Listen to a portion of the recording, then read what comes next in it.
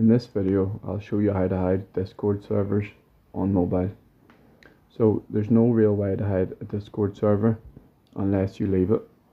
However, there is two things that you can do. You can make a folder to put different servers into, and you can also mute a server.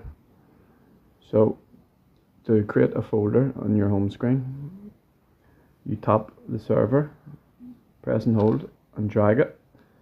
So if you drag it on top of another server, you can organize them into folders, and that essentially hides it within a folder.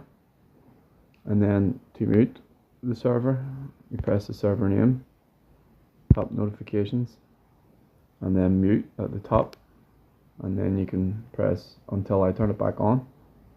So that'll mute the server and also hide it within another folder.